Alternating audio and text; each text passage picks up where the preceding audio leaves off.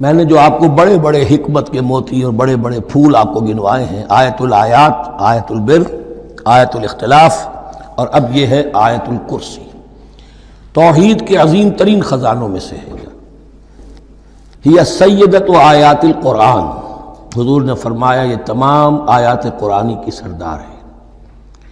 جس طریقے سے آیہ بر اور سورۃ العصر میں ایک نسبت ہے کہ ہدایت اور نجات کی شرائط ساری کی ساری ایک چھوٹی سی صورت میں اللہ نے جمع کر دی، والعصر ان الانسان لفی خسر الا الذین آمنوا وعملوا الصالحات وتواصوا بالحق وتواصوا بالصبر، لیکن اس کی تفصیل ایک آیت میں آئی، وہ آیت البر ہے۔ چنانچہ جو منتخب نصاب ہم نے مرتب کیا ہے دعوت قرآن کے لیے، میں پہلا درس سورۃ العصر کا ہے اور دوسرا درس آیت البر کا ہے۔ جو نسبت سورۃ العصر میں ہے کہ وہ سورت ہے، یہ آیت ہے، لیکن اس آیت میں کئی صورتیں نکل سکتی ہیں حجم کے اعتبار سے سورۃ العصر کے برابر۔ یہی نسبت ہے سورہ اخلاص میں، 4 آیتیں، توحید کا عظیم ترین خزانہ، اور یہ آیت الکرسی، یہ آیت ہے سورہ اخلاص، اس میں 4 بن جائیں گی حجم کے اعتبار سے، لیکن اسے حضور نے ثلث قرآن قرار دیا ہے۔ توحید کے موضوع پر جامع ترین سورۃ الاخلاص، لیکن توحید اور خاص طور پر توحید فی الصفات کے موضوع پر عظیم ترین آیت یہ آیت الکرسی ہے۔ اللہ لا الہ الا ہو، اللہ وہ معبود برحق ہے جس کے سوا کوئی الہ نہیں، بڑا کیٹیگوریکل۔ الحی القیوم، وہ زندہ ہے از خود اور باخود، اس کی زندگی مستعار نہیں ہے۔ وہ جو کہا ہے کہ مانگ کے لائے تھے 4 دن، 2 آرزو میں کٹ گئے 2 انتظار میں، عمر دراز مانگ کے لائے تھے۔ اللہ کی زندگی ہے اس کی از خود زندگی، کسی کی دی ہوئی نہیں، اور اس زندگی میں کوئی ضعف نہیں، کوئی کمزوری نہیں، کوئی احتیاج نہیں، آگے آ جائے گا، نہ اسے نیند آتی ہے نہ اونگ آتی ہے۔ قیوم، خود اپنی جگہ وہ زندہ جاوید ہستی ہے، اور باقی ہر شے کا وجود اس کے حکم سے قائم ہے، کوئی شے قائم نہیں ہے بغیر اس کے اذن کے۔ تو گویا کہ احد اور الصمد، اللہ اپنی جگہ احد، لیکن باقی پوری کائنات کے لیے صمد ہے، جو سورہ اخلاص میں 2 الفاظ آئے ہیں، قل هو اللہ احد اللہ الصمد۔ اللہ حی ہے اور قیوم ہے، لا تاخذہ سنۃ ولا نوم، اس پر غالب نہیں ہو سکتی نہ نیند نہ اونگ۔ لہو ما فی السماوات و ما فی الارض، آسمانوں اور زمین میں جو کچھ ہے اسی کا ہے، ملکیت تامہ، ملکیت حقیقی اس کی ہے۔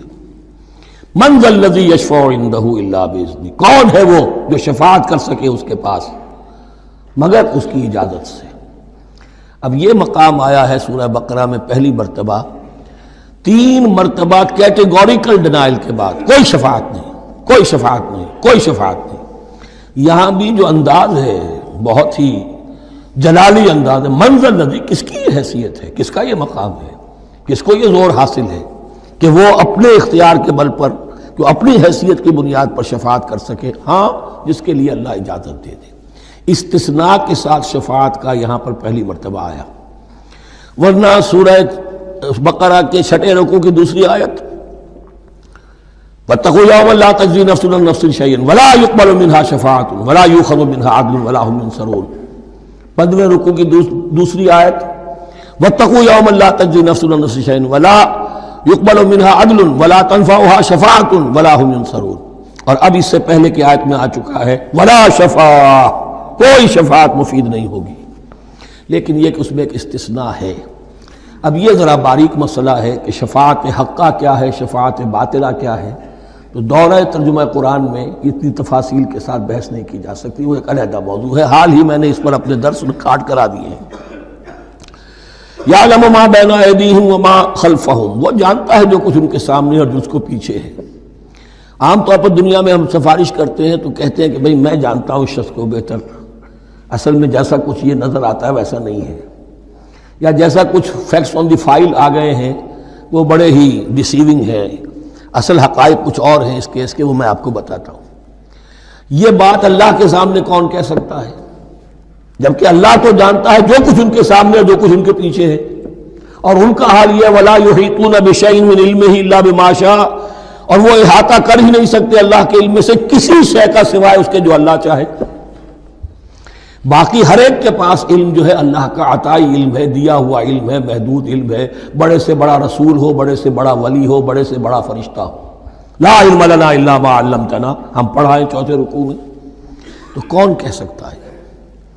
من ذا الذی یشفع عنده الا باذنہ یعلم ما بین ایدیہم وما خلفہم ولا یحیطون بشیء من علمہ الا بما شاء وسع کرسیہ السماوات والارض۔ اس کی کرسی تمام آسمانوں اور زمین کو محیط ہے۔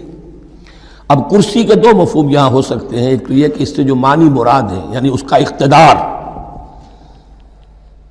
اس کی قدرت، اس کا جبر، اس کا اختیار، یہ اتھارٹی پوری کائنات کو۔ ایک یہ بھی ہو سکتا ہے کہ اللہ تعالیٰ کے لیے ہم نہیں جان سکتے، یہ آیات متشابہات میں سے ہیں کہ کوئی شے بھی ہو واقعتاً جس کو ہم اسے کرسی کہہ سکیں۔ عرش، کرسی، ان سب کے بارے میں یہ دونوں باتیں ذہن میں رکھیے۔ یہ بھی ہو سکتا ہے کہ ان کی کوئی مجسم حقیقت ہو جو ہمارے ذہن سے، ہمارے تخیل سے ماورا ہے، اور یہ بھی ہو سکتا ہے اس سے استعارہ مراد ہو۔ اس کا اقتدار و اختیار آسمانوں اور زمین پر چھایا ہوا ہے۔